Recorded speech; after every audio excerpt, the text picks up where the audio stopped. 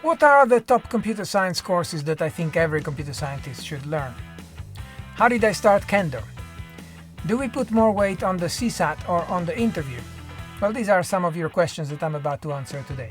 Welcome to Frank Stajano Explains. Today's topic is a question and answer session to celebrate that 1,000 of you subscribed to the channel. So thank you very much to all of you who did that. It's amazing. And we wouldn't be here without your support. Thank you very much. Actually, we reached 1,000 subscribers at the start of April, so this is a celebration that comes slightly late. First, I had to wait a bit to collect your questions, and then after that I was super busy with the lectures of my cybersecurity course. But that's now over, so we can get on with your questions. Let's get into it. Do international students without any Olympiad medals get in? What main things factor in to getting an interview for computer science? Well, I see that quite a few of you are preoccupied with the admissions process. So I've done a few videos on that. I'll keep doing more videos on that. But let's see. Do international students without any Olympiad medals get in? Yes, of course. Plenty of people get in who don't have Olympiad medals. In fact, getting an Olympiad medal is a very rare thing, and we admit quite a few people who don't have them. What main things factor in to getting an interview for computer science? Well, the interview process is very selective, and there are various stages of selection. And the first stage is that the university and each college, the department, university, college, all put out thresholds for how much you should get in your final exam at school in order to be considered for an interview. And you have to put in an application before you've done that final exam, so this is based on predictions from your school. And so there's a first selection of people who are not predicted to do as well as the required threshold, and so these ones will obviously not be called. The people who do get those marks, the people who are predicted to get those marks, are considered in a big pool of applications, and out of those we have to decide which ones are going to be called for interview. And what main things factor in to getting an interview for computer science? Clearly, if you have something that makes you stand out, then we will say, this person looks interesting, we will want to interview them. And having a medal in an international Olympiad is an exceptional mark of quality that will flag you for being a likely candidate for an interview, someone that we think there's a good chance that something good might come out of that person. Of course, it's not guaranteed, and having an international medal is not in itself a guarantee of a place in Cambridge, but it's a pretty likely indicator that you will at least be interviewed. Besides that, there's many other good things that you could do to stand out from the people who have met the basic condition of getting the grades that are required. And anything goes, basically, anything that flags you as an exceptional person.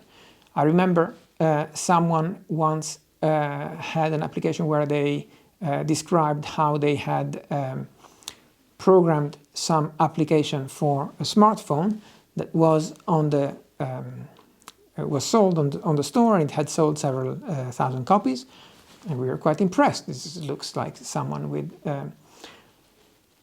initiative, entrepreneurial spirit, and some ability to do something useful to several thousand people. That's great, well done.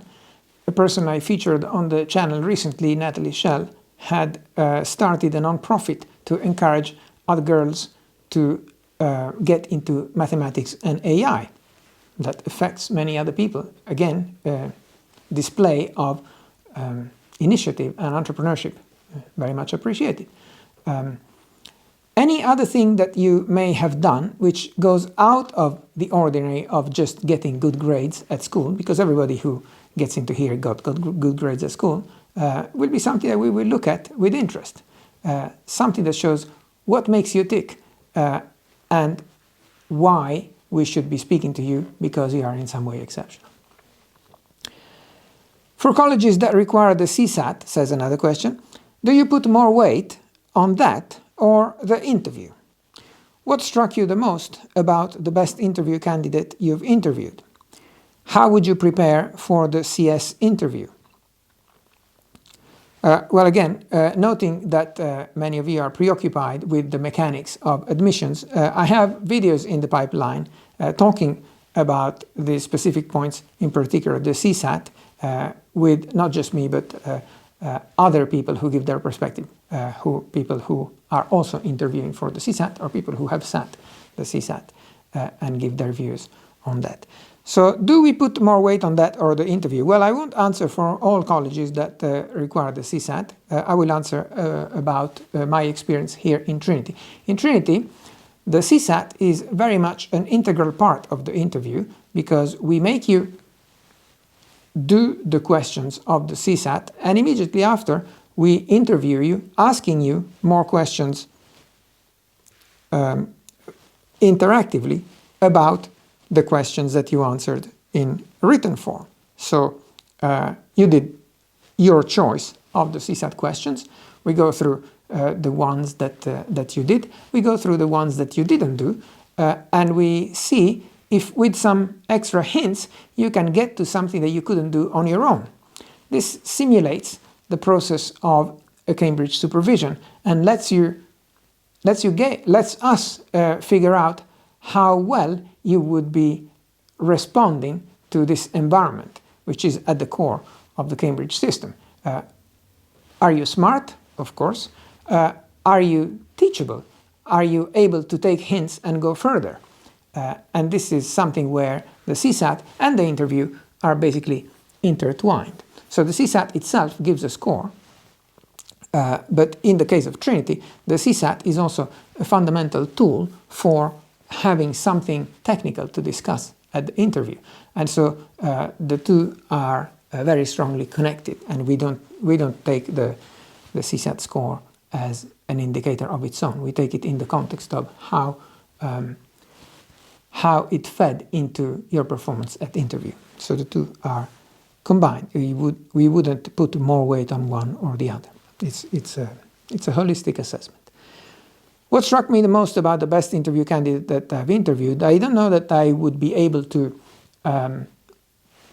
rank all the candidates I've seen over the years in order, but certainly the ones that impressed me the most were the ones who had an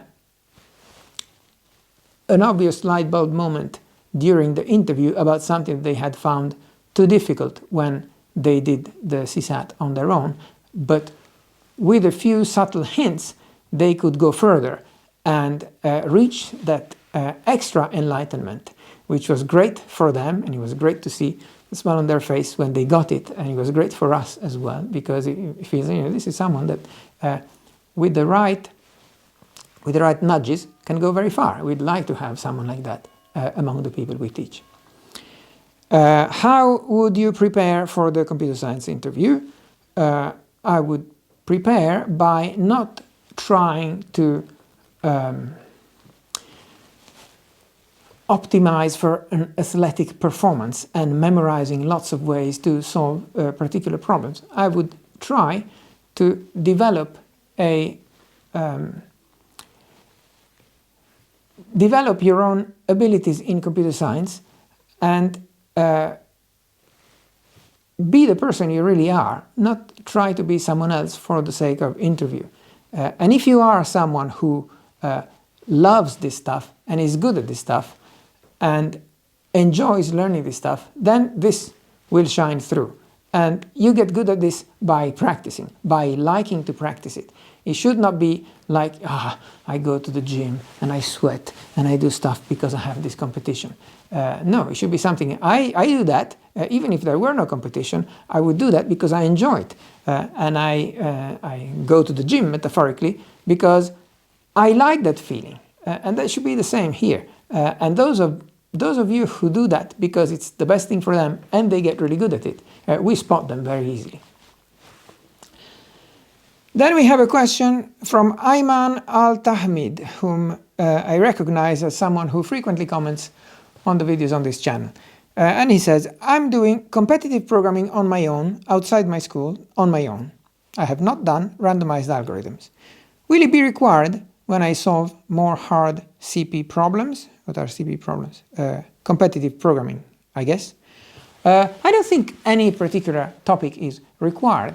Of course, it depends on whoever is setting the questions for the competition that you're doing. But I would imagine it's unlikely that they will select things that can only be answered by someone who has studied some advanced topic, such as randomized algorithms, which is not normally taught at a school level. So learn as much as you feel like on your own. That's great. Don't feel that if you haven't studied some particular topic at school, you will be disadvantaged. The more you learn, the better off you will be, but you will stand a chance even without doing something that, for example, in our course, we teach only in the third year to undergraduate students at Cambridge. So, do your best. If you feel like randomized algorithms are something you are interested in, then by all means study them on your own, but don't feel you will be handicapped if you haven't. Next question from Reimufumo42, whose name I don't recognize, is what is your favorite manga? Okay, a different type of question. My favorite manga is called Kozure Okami. It's a manga that came out, I think, in the 1970s originally.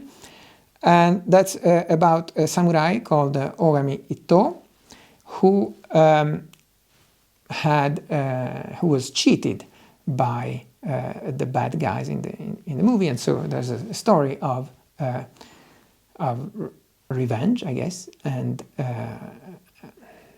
determination and adventure, and it goes on for a long time. The comic was serialized for several years, immensely popular in Japan. Then a TV series, several movies were made. A TV series. The first thing I heard about this was from the TV series. I watched the TV series assiduously before I even knew that it was made from a comic. And then years later, I discovered the comic. It was published by, I think the publisher was called First Comics in America. And I bought all the issues I could find. And then this publisher folded. I don't know if the publisher closed altogether or just the series stopped before they had reached maybe halfway through the episodes that had been published, and so I was starved of these things. And then when I was finally in Japan, because I lived in Japan for a while, there I looked for the Japanese versions of these comics, and I could, with great difficulty, eventually collect all of them. And I remember the joy of finding the last booklet, 28 booklets, in a second-hand bookstore in Kanda in Tokyo. And it was great because I had never seen the end of the story, because it was not published in the first comic, and it was not broadcast in the TV series. At least if it was, I missed it. And so I could finally see how the story concluded. It was very surprising. There was another American publisher called Dark Horse that then came out with an English version covering all 28 volumes, and I have that as well, of course. What are the top 5 computer science courses that you think every computer science student should learn? It's a question from an anonymous viewer. Well, it's difficult to make a top 5 list, but certainly the most basic thing that every computer science should learn is programming. So every computer science student must be competent at programming, otherwise they can't really call themselves a computer scientist. People who just talk about computers but cannot program are not worthy of calling themselves computer science. So be proficient at instructing the machine to do what you want it to do. This is the defining characteristic of a computer scientist. And I don't care which language you use, but you must become proficient. Of course, every good one will then learn several languages, but you can get started with anything. The next thing, beyond some competence in programming, is some understanding of algorithms. Algorithms are the higher level strategy you use when you write a program. So writing a program is kind of like the software version of a manufacturing, whereas the or building an artifact, the algorithms instead is the more grand design, the kind of architectural vision, and you need an understanding of algorithms in order for your program, first of all, to be correct, and second, for not taking forever to give the correct answer, and for scaling as the size of the input increases. And so algorithms, algorithms are just the recipes, the instructions, the programs, but an algorithms course will teach you how to analyze the algorithms that you may use for solving the problem, will teach you how to design things that are correct and efficient, and what techniques you should be using for that. And I think everybody, every computer scientist must have a grounding in algorithm, and you're lucky because on my channel over here you have a playlist with all the lectures of my undergraduate first year course in algorithms, which you are free to enjoy at any time. And these first two, programming and algorithms, I have no doubt that should be something that every computer scientist studies. Now, what about the rest? The rest is perhaps less straightforward. I think that it would be good for everyone to understand how a computer is built, how a computer works, so some form of computer architecture course could be among those top 5, but it's not as strong a recommendation as the first two that I gave, programming and algorithms.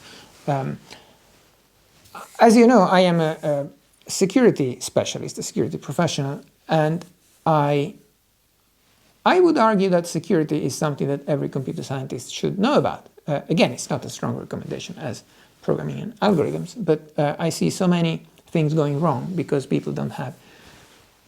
software developers don't have sufficient grounding in security that I don't really hesitate in recommending security as something that everyone should do at least a bit of. And that already takes us to 4. Okay, I certainly think that networking is something that every computer scientist in the 21st century should know about, because the digital society is built on interconnected computers, and the way in which these computers talk to each other is fundamental to the fabric of this society. So networking certainly should be in there. Now, I've already filled up 5. I think some people would argue that somewhere in those 5 there should be artificial intelligence and machine learning, which everybody who applies nowadays applies to computer science at Cambridge says, hey, I want to do artificial intelligence and machine learning. I'm not sure that these things would have to be considered among the fundamental things that everybody should study, but certainly it's something that is very important. It's important, is growing, and you will study it at some point or other, even if I don't recommend it, because all of you come here wanting to do just that. So maybe I could leave it out on the basis that you will want to do it yourself anyway. And I'm already beyond the 5 or 6 now, but I think that it would be good to mention that computers are there to serve human beings, and some understanding of human beings is also useful to computer scientists. Otherwise, you have the geeks who build systems that only other geeks can reasonably use, and that is not really beneficial. But I would not put human factors or HCI or anything like that among the top 5 things that every computer scientist should study, because it's a kind of slightly different subject, which comes with a different slant, maybe requires slightly greater maturity to be appreciated, and because it's more fluffy and humanities-like, if it's put together in the same basket as hardcore things like programming and computer architecture or algorithms and stuff like that, then it will be seen as the weak, easy subject, and it will not be part of the foundation in the same way. So I think it is important. I personally think that an understanding of how computers and humans interface to each other is fundamental to building useful and good systems, but maybe it can come a bit later, and I wouldn't put it necessarily in the top 5 things that everyone should study. Anyway, this is a very opinion-based question, and I'm sure other colleagues would have a different choice of things, and someone could argue that my inclusion of security in those 5 is just because I'm a security person, and other people would put their own favorite subject. Anyway, I'm happy with the selection I've given you. I'm sure that if you do study those things, then you will not go far wrong. But obviously, to be a well-rounded computer scientist, you will have to study a lot more than just 5 courses. So let this just be a first step.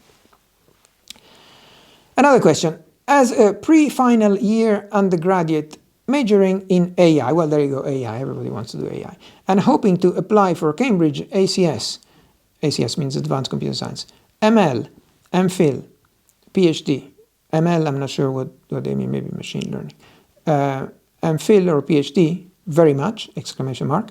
Could you please offer some advice for applying? Moreover, would it be a good idea to first contact some professors, even if applying for MPhil? Thank you very much for your time and consideration. You are most welcome. So, if you're already doing an undergraduate degree somewhere else, and you want to come here for graduate studies, then my advice for applying, I think I've already made a video for, let me dig them out in editing and stick them up here, a video on applying for the master course and a video for the PhD. So my advice for applying is that because graduate studies at Cambridge are, again, very competitive for the entrance, then you should somehow stand out. The people who do their undergraduate at Cambridge and want to continue with graduate studies, we let them in provided that they get a first. So if you come from outside Cambridge, then you need to show that you're at least as good as the people who get a first from Cambridge. So you need to get a first from wherever else you got your undergraduate degree from, plus some extra that brings you up to Cambridge standard. So what else can you use as your introduction to say, look, I'm actually good? I think the single most fruitful investment you can make is to do a great final year project. And I have a bunch of videos on doing a great final year project also somewhere on the channel, which you may have a look at. So the final year project, on the assumption that anybody who gets in will be people who have top grades in their coursework, the final year project is something that distinguishes all these various people who all have top mark, top mark, top mark. Because the final year project is going to be different for every individual. And there, we are not going to look simply at who got a high mark in their final year project. We're also going to look at what the project was. And it gives you a chance to speak about something that you worked hard on for 1 year and you are passionate about. And you're hopefully proud of what you accomplished. So if you're still about to do your final year, a pre-final year, that's the case of this person, then choose wisely now when you have to decide which project you will be doing over the course of the next year, because that project is going to be showcasing the computer science skills that you acquired during your undergraduate course. And so I learned this, this, and this, and I got these grades, this, and this. But actually I can show you in practice what I could do with all the things I learned by how I put them together into this project. So choose a project that you will be able to impress someone with even in the first 10 or 15 seconds of explaining what it was about. You know, the elevator pitch kind of test. If you're stuck with someone in an elevator that goes up to some some top floor of a tall building, during the time of the elevator ride, if they ask you, and what is it you're doing, if you tell them about this final year project that you've been doing, and you only have, 10 or 20 or 30 seconds, depending how tall the building is, you must impress them to the point that they would hesitate about getting off at their own floor because they want to stay on with you and hear a little more. So can you do something where you can excite someone's interest about what you did just by talking about it for 10 or 20 seconds? So that would be something that you want to plan ahead for. Don't just choose a project that would be easy to do. Don't just choose a project where it would be convenient because you already have the tools right. Choose a project that you will, once you've done it, you will be very proud of what you did, and anybody who listens to that will be very impressed. And that will serve you well to make you stand out in the selection when we decide whom to interview for graduate admissions. What was your other question? Would it be a good idea to first contact some professors even if applying for MPhil? Well, these professors will not like me suggesting that all the possible candidates write to them first. But if you are serious about what you want to do in your graduate studies, you will have already identified the professors in your area, in your case, artificial intelligence and machine learning, and you'll say, oh, of these people who do that topic in that university where I want to go to, in Cambridge, let me see what they actually do in practice. Let me see their, the papers that they have written in the past few years, and let me actually read those papers. Let's see if there's anything that I feel I would like to work on myself and maybe make a contribution, maybe extend some of this work, and then you can engage the professor in a conversation about what you would like to do based on what they have done, and see if there is an interest in common that could be pursued.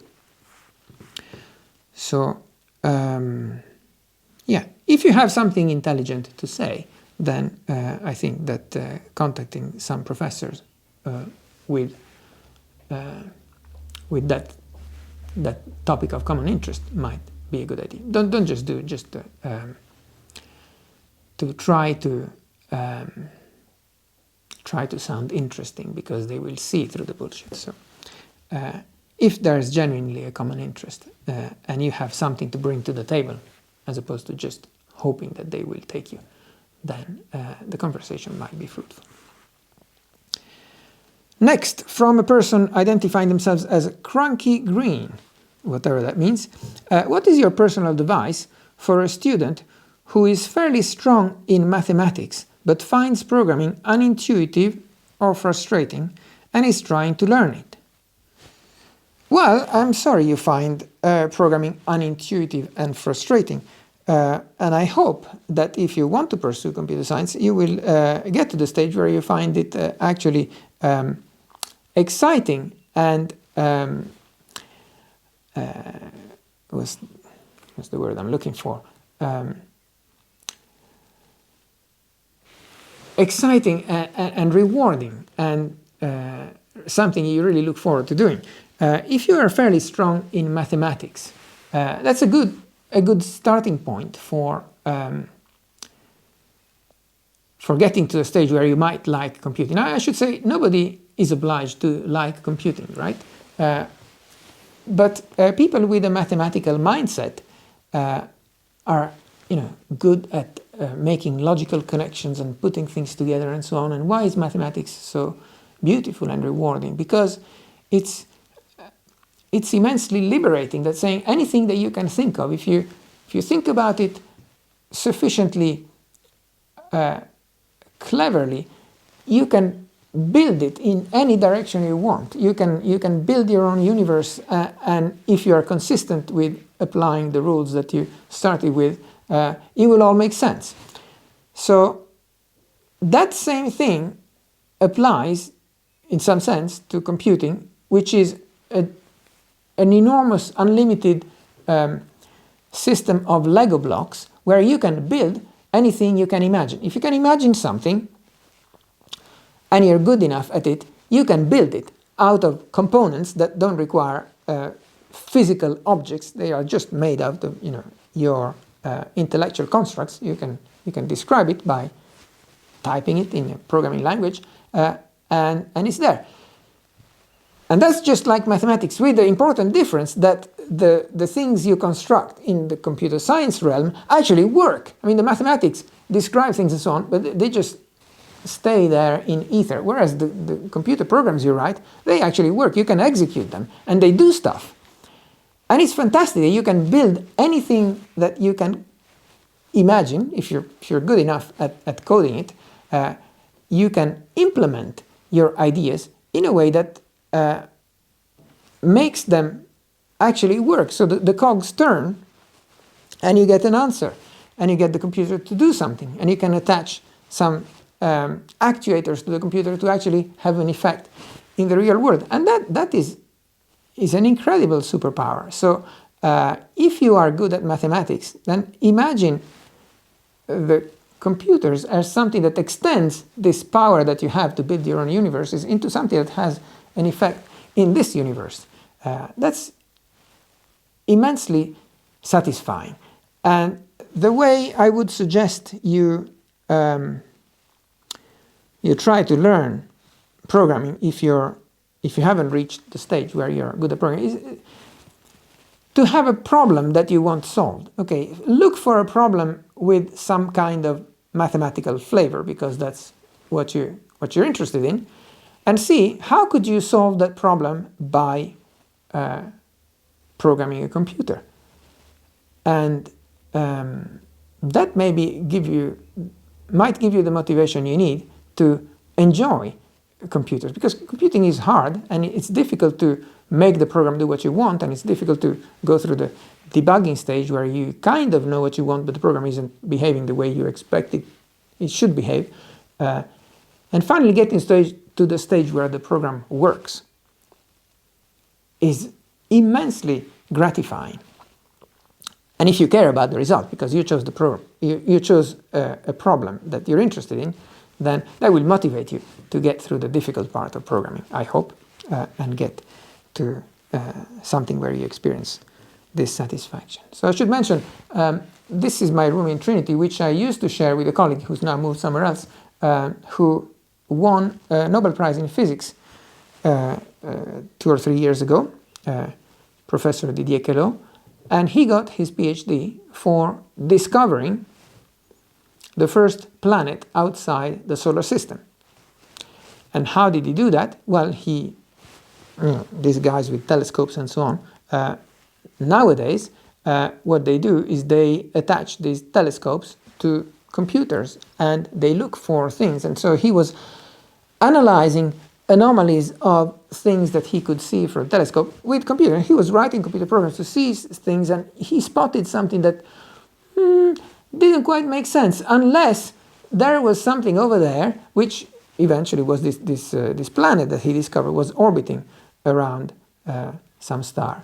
And that was not done because, through the telescope he saw a planet. It was done because through the numbers that he crunched with his program, he could find some discrepancy, and he wrote some more programs to see what this thing meant. And the programs analyzed the data that was coming through the telescope. It was all done by having some kind of hypothesis about the physical world and verifying it by writing a program that would check whether the numbers would match what his hypothesis predicted. So this is fascinating. I mean, he is not a programmer or a computer scientist, but he had to use computers to solve a problem. So I suggest you look for a problem you care, which has some kind of mathematical foundation, if that's what gets you going, and try to solve it by computer. And then computing will be done not just as an abstract operation for its own sake, but something because you want to get to the result. And the process of getting the result, the journey is the reward.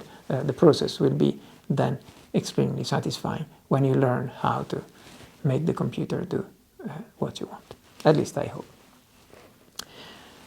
And then we have the final question in this series by someone identifying themselves as a Butto. What is your background? How do you start kendo? What gets you up in the morning? Okay, well, what's my background? Of course, I could be speaking for hours about my background. Let's try to keep this short. Well, I'm a professor at the University of Cambridge, as you know. I didn't set out to be a professor from the start.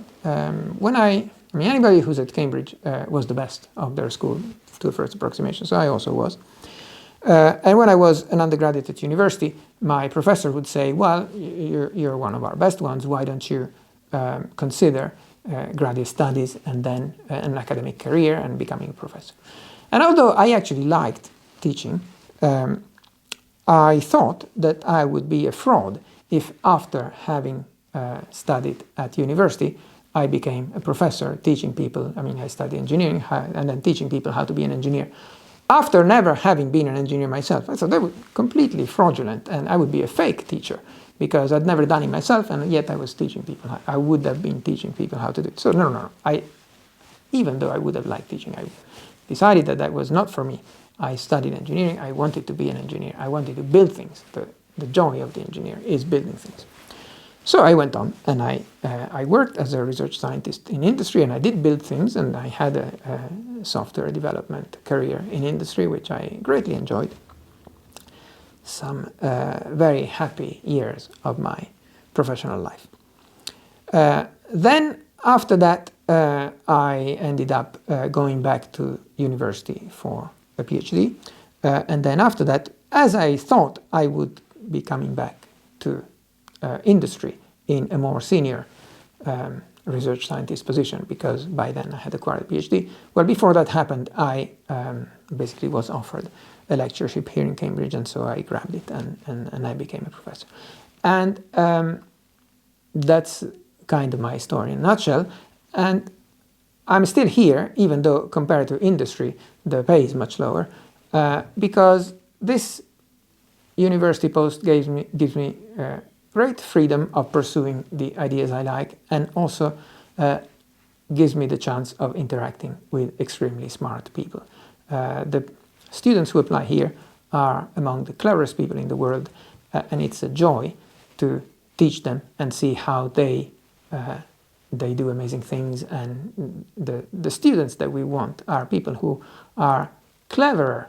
I want people who are more clever than me. I want people who overtake me. I want people who do more amazing things than the things that I have done. And I get them. And that's why I love this job and I keep coming here. It's a satisfaction that money can't otherwise buy. What was the other stuff? How did I start kendo? That's nothing to do with it. How did I start kendo? I mentioned that Kosure Okami, in response to another question, that manga about samurai. I had actually been doing Japanese martial arts for many years, since I was a kid. And I was doing judo for many years. And I liked this idea in judo that you don't win by violence. You win by using your opponent's strength against them. So that was the theory, okay? And I like, that image from, I don't know, books or movies that there was this Eastern sensei who would be your master, not just about the fighting part, but also about life in general. And you would go there with a problem and they would just give you one sentence that you wouldn't understand at the time, but maybe you'd understand later, or other stuff like that. So none of that stuff actually happened in the dojo, perhaps because all my judo teachers were Westerners instead of being Japanese. But I found that judo as done in the West, and I tried it in at least half a dozen dojo over the years, was basically brute force. And so the heaviest guy would win, and I felt that something was missing. And partly because of Kosure Okami, I was very much into samurai stuff and movies, and I had some fascination with the Japanese katana, and I wanted to start something along those lines. But from judo I understood that if I started a martial art with a poor instructor, I would acquire bad habits that it would take many years to get rid of. So I didn't want to start with a poor teacher. And at the same time I realized that because kendo is not not something I knew very much about, I would not be able to tell the difference between a good teacher and a charlatan. So I wanted, but for years this just remained something that I didn't take action on. Then at some point I went to Japan. I lived in Japan for a year, and then I just asked, one of the first things I asked when I was in Japan in my kind of exploratory visit before actually moving, but I was talking to the people in the company where I would be working. I said, that's great. Is there a place near here where I could do kendo? Because I wanted to start kendo for a long time. And they said, yeah, actually here we have a kendo dojo in the company. So there are people who practice here every lunchtime. You could ask them. And so I went, and when I joined that company, I was practicing 7 days a week, 5 lunchtimes and 2 evenings every week. And this took me from nothing to the shodan, the first dan, the equivalent of black belt in other martial arts, in 1 year, as I was there in Japan. And that was a very happy time. What gets you up in the morning? What gets me up in the morning is that, well, as I said, this job of being a professor here in Cambridge gives me a lot of freedom and lets me meet very intelligent people, both among my students and my colleagues. And I get to do the stuff I want. I get to invent new cool things. If I come up with something particularly brilliant, I might attract other money to develop it into something bigger than what I could do on my own by hiring and recruiting other people. I get the freedom to start my own company, which I've done twice. And it's great. That's why I love this job, and I wouldn't want to change it for some other one. And that's what gets me up in the morning. That's it for today. Thank you very much for watching. Thank you even more for taking the channel to 1,000 subscribers. Thanks to those of you who answered the survey. If you like this question and answer session, say so in the comments, and then let's do another one when we get to maybe 2,000 subscribers. In the meantime, please keep sticking those thumbs up on the videos you like. Let me recommend this one on why you should learn lockpicking, which is actually part of my undergraduate course in security at Cambridge, and it's very popular. And this other one on why you should learn touch typing. And to learn many more amazing skills, subscribe to the channel for plenty more videos like that. See you next time.